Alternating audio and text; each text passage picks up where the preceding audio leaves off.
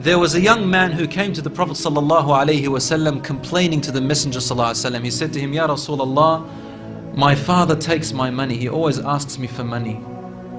Rasul ﷺ said, well, call your father. He went to call his father. Jibreel alayhi salam came to the Prophet ﷺ in that time. And he said to him, Rasulullah, when the father comes to you, ask him, what were you saying in secret on your way here? Father was muttering something which his son couldn't hear. He said, ask him what he was saying.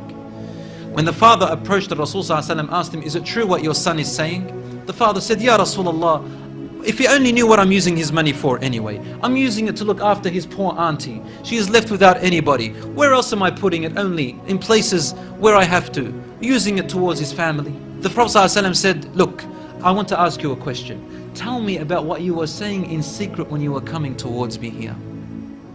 The father looked at the Prophet ﷺ and said, I made some verses of poetry. Rasul ﷺ said, please say them to me.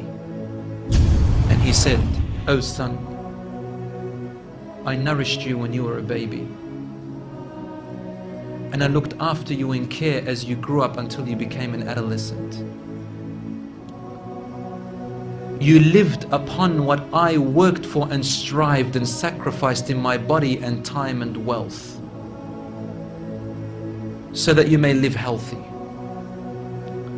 Whenever a night passed you, when you were sick or ill or coughed, I was the first to be up, carrying you and looking upon you with my heart, afraid if an atom or a little breeze would harm you in any way.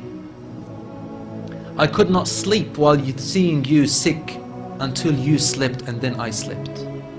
He said, when I used to see you sick, it was as if I was the one who was sick and ill, and so my eyes would always overwhelm with tears, but you never knew. And then he said, and when you finally reached the adulthood, which all my life I was anticipating and looking forward to seeing you become that. I mean, this is all he's doing, right? He's raising him, waiting for the day he's going to get married, the day when he will get his qualifications and finish, the day when he will get his skill, the day when he can stand on his feet, the day when he will rejoice, until you reach the day when I have all my life anticipated in my heart to see you reach and rejoice. You gave me a reward, and your reward was harshness and frowniness and mistreatment, as if I am the one who owes you and you owe me nothing. The way you treated me is like what a neighbor would treat his neighbor. I wish that you even gave me that. Rasul ﷺ, he looked up at the father, and the father looked at him, and the Prophet ﷺ's beard was soaked with tears. From his emotion, Rasul ﷺ grabbed the boy from his chest. He shook him and said to him, you and everything you own belongs to your father. This hadith is narrated in Ibn Majah.